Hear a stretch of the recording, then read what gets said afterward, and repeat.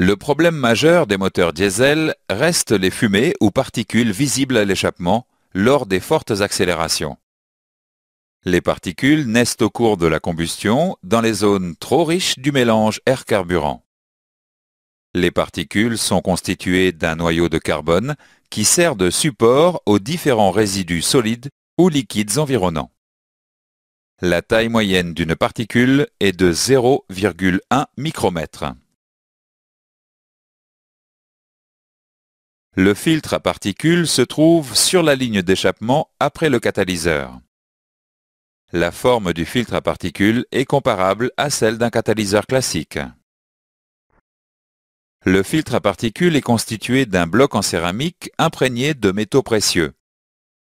Le bloc de céramique est comparable à celui d'un catalyseur classique. Cependant, dans le cas du filtre à particules, un conduit sur deux est obstrué. Entre chaque conduit, le matériau est poreux, permettant au gaz d'échappement de le traverser.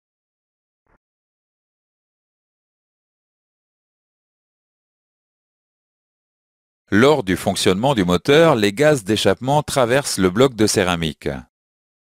Les particules sont piégées dans les parois et au fond des conduits bouchés. Cette phase est appelée phase de chargement. Le calculateur d'injection surveille en permanence la masse de particules contenue dans le filtre.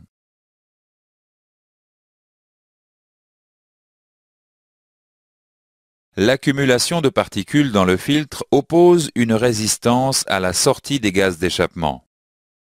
Le capteur de pression différentielle mesure la différence de pression entre l'entrée et la sortie du filtre à particules. Pour un filtre vide, la différence de pression sera faible. Si le filtre est plein, la différence de pression sera plus importante.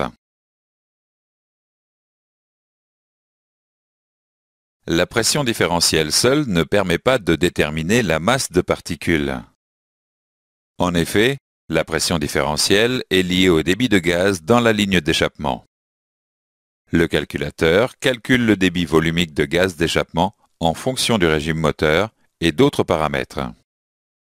En associant la pression différentielle au débit des gaz d'échappement, le calculateur estime la masse de particules dans le filtre.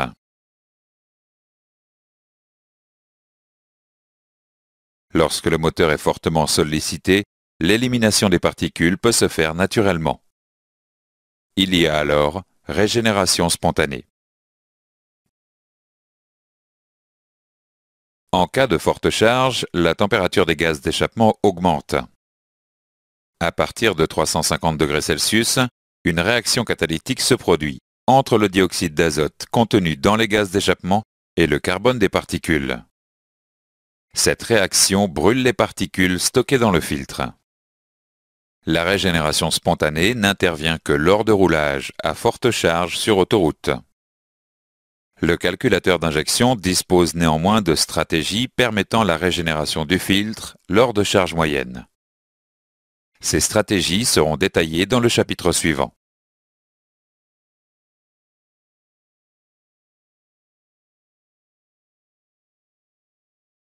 Lors de roulage à faible vitesse, la température des gaz d'échappement est insuffisante pour obtenir la régénération spontanée.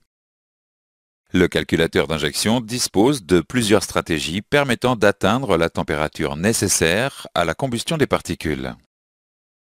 Le calculateur évalue le besoin de régénérer en fonction de 3 critères: le type de roulage, la distance parcourue depuis la dernière régénération et la masse de particules estimée dans le filtre.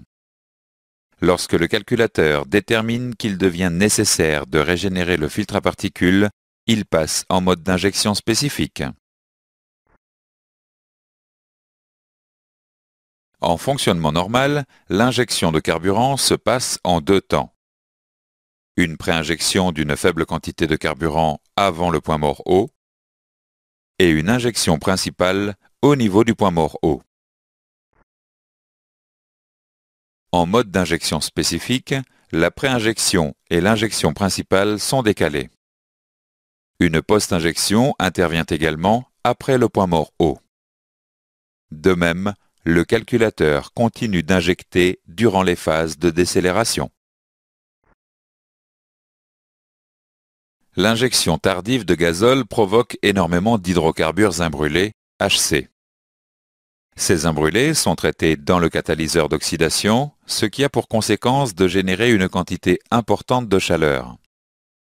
Lorsque la température des gaz d'échappement dépasse 570 degrés Celsius, les particules brûlent dans l'oxygène résiduel des gaz.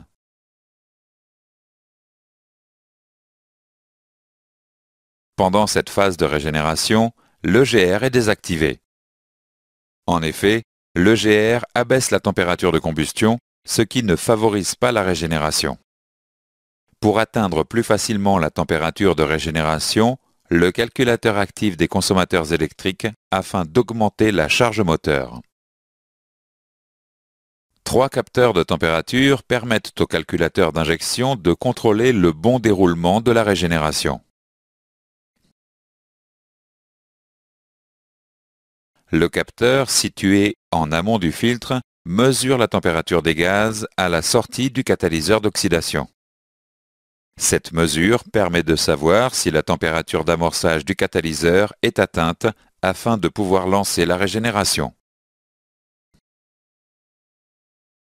Le capteur situé en aval du filtre surveille l'élévation de température due à la combustion des particules.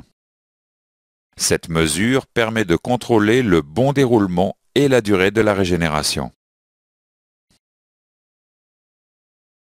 Un capteur placé sur le turbocompresseur mesure la température des gaz d'échappement entrant dans la turbine. Le rôle de ce capteur est d'éviter une élévation trop importante de la température des gaz, néfaste à la durée de vie du turbocompresseur.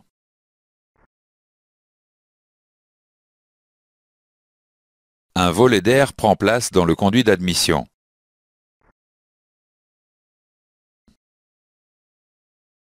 Le calculateur d'injection envoie un signal RCO correspondant à la consigne d'ouverture. Le volet d'air permet de moduler l'apport en air du moteur durant les phases de régénération et ainsi de réguler la température de combustion des particules. À la coupure du moteur, le volet joue le rôle d'étouffoir, évitant les vibrations du moteur.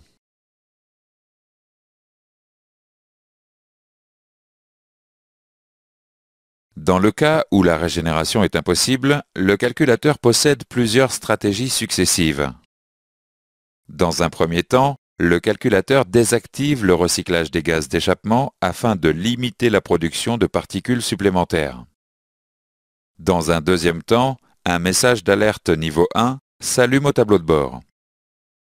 Ce message incite le conducteur à faire un cycle routier permettant d'effectuer une régénération. Si la régénération n'est toujours pas effectuée, il y a un risque de colmatage du filtre. Le voyant stop s'allume. Le moteur fonctionne en mode dégradé et toute régénération est impossible. Dans ce cas, il est nécessaire de conduire le véhicule dans le réseau Renault.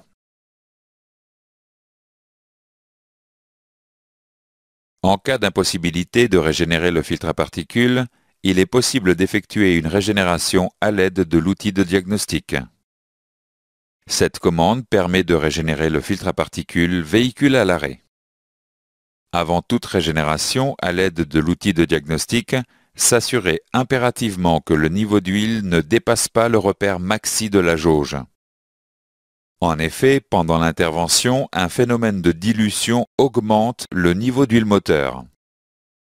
Attention, il est impératif d'effectuer une vidange de l'huile moteur après toute régénération en après-vente.